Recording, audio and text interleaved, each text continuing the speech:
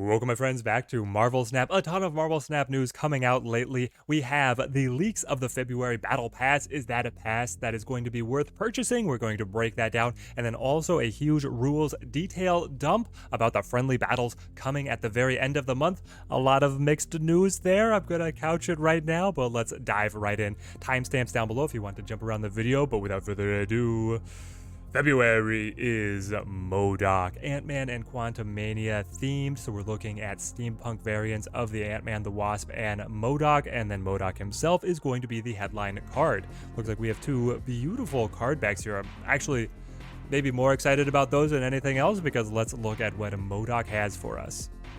MODOK 5/8 stat line on reveal, discard your hand. I don't love it. This is going to be playing alongside one of the two discard archetypes that are currently in the game. You're either looking at Hela or Apocalypse. I don't think Apocalypse was necessarily looking at being able to fit him in. Taking this as a sample Apocalypse build, your goal is to be able to get a lot of discard hits on the Swarm and the Apocalypse. They scale up as your engine pieces, and then you thin the hand down for Dracula to be able to eat the Apocalypse. That's your big burst of power to be able to win the game.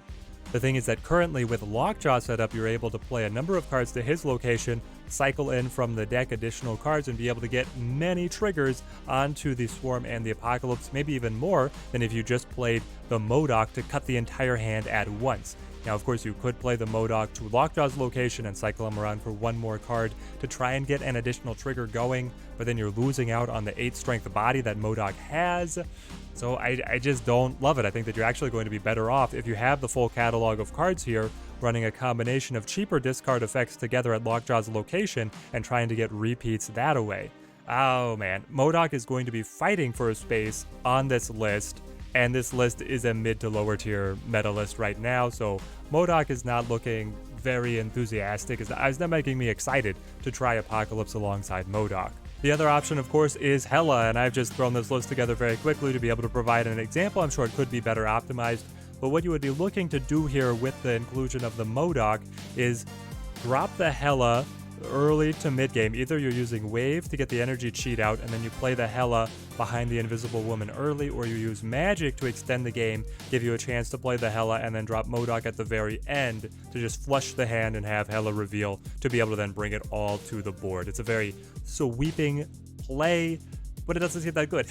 It's bringing Hela, which is already a very high RNG deck, and then it's requiring you to have all of these different combo pieces of the Invisible Woman alongside either the Wave or the Magic, and then combo them all together. I just feel like if you are a Hela list that has the Invisible Woman and the Hela, you're already in a great spot, and if they don't have the control to be able to interfere with that, shouldn't you be winning anyway? I don't see what the MODOK is really bringing to elevate the potential of this list.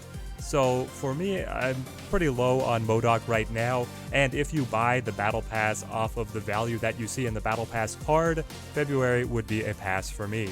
Now, of course, alongside the new Battle Pass card, there's going to be some Series 5 cards releasing. We only have speculation as to what they are going to be right now, but with Quantumania is heavily implied that Kang is going to be entering the game, and then these other cards are ones that have been data mined and have some kind of connection with Ant-Man, either through previous movies or the lore, etc.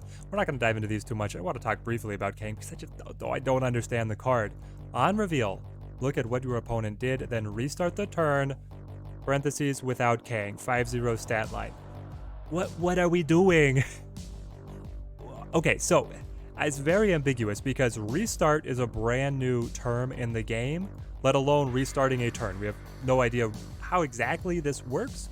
If all it is you see what the opponent does and you play Kang, and then on reveal, you get to see what they did, and then you both take the cards back into hand, undo all the changes, and try again. It's just a mind game, and that seems incredibly pointless. And because it's just a mind game to begin with, you're predicting what the opponent has. Sure, you get a little bit of information over what was in their hand, but he's just a weaker version of Daredevil in that situation. In the situation where restarting the turn only applies to you, meaning that the opponent's cards and then board alterations remain, and then you get to redo turn 5 in light of what they did, then Kang is just Daredevil, right? Right.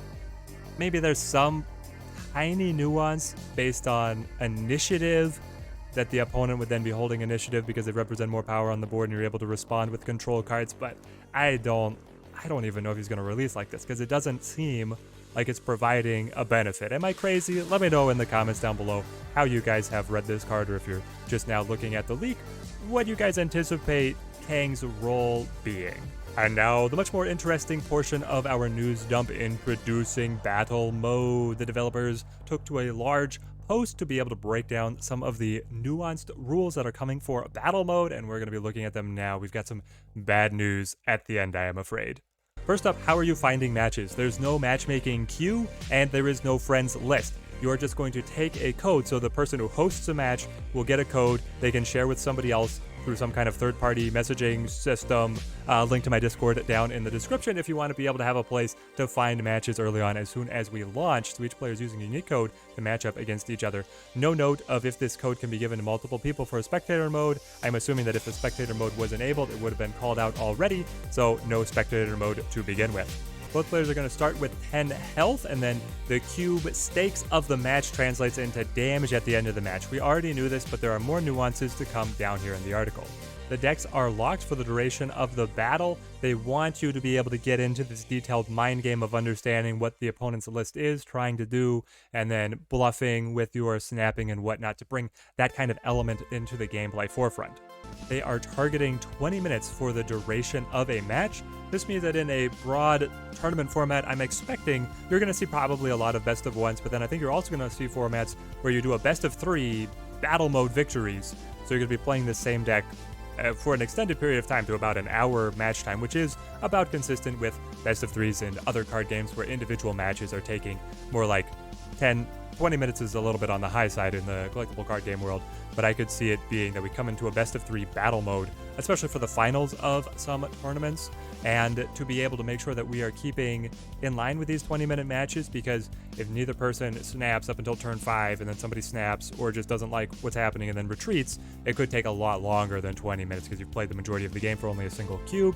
With 10 health on both sides, it would take forever. So they've introduced high stakes rounds. These start at round 5, and it's beginning with 2 damage. So you're already starting at 2, and then you're going to be doubling off of that, so that the max damage would then be 16, taking you into just sudden death. It means that suddenly you're punished a lot more in a cagey match where you're trying to retreat early. As soon as the opponent snaps, taking that 2 damage is going to dramatically accelerate matches to try and keep them in this 20-minute line.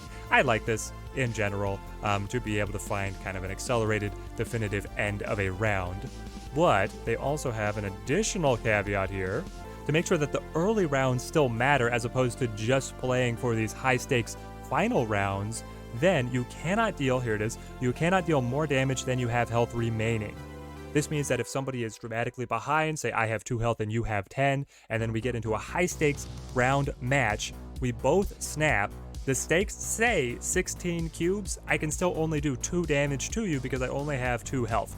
I have the potential of being able to make a comeback victory, but it's definitely going to be an uphill slog because I've severely limited myself in how much damage I can deal to you. You're going to want to be careful taking damage early. It's going to limit how well you're able to hurt your opponent later on, and can certainly change the dynamics of snapping and how you play those final matches.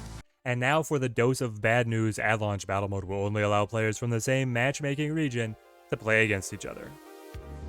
Region-based matchmaking? Are you kidding me? That means we cannot have a international tournament. It means that for me, I have a very international community here at the YouTube channel. I can't play against everybody. I can't play against a lot of people that I would really like to have just rushed into matches against. I can't have just an open invitation on a stream, matches with viewers. It's matches with viewers brackets as long as you are in my region. It has been confirmed by Ben Brode on Twitter that the matchmaking region is determined based on the location that you created the account, not your current IP address, so a VPN is not a valid workaround. After we had such good news with the series drops, they then hit us with this. Well, it looks like they're going to have to be iterating and working on Battle Mode for quite some time to come. Not to be all doom and gloom, The Optimist has also picked up their post that the developers want to very quickly open this up to global matchmaking, and they believe they can do it without a full patch deployment. So if you really are the optimist, then it could be that we just wait a couple of weeks with the region-based friendly battles as a beta, so to speak, and then it opens up for everything to come in February at some point, which I really hope is the case. I would hope that it's even sooner, but we're just going to have to bear with what we get, and I think that the friendly matches are still going to be exciting. Stay tuned to the channel to be able to see additional breakdowns and news, and be able to join that Discord to be able to queue up and match with me as long as you're in the US region, or maybe the Philippines. We'll see how everything breaks down. Can't wait to see you guys on the card tables. Let me know in the comments also your just feelings about the current state of the game and the direction that they are taking. Love talking everything Snap with you guys down there. Until next time, thank you guys for watching. Keep on snapping.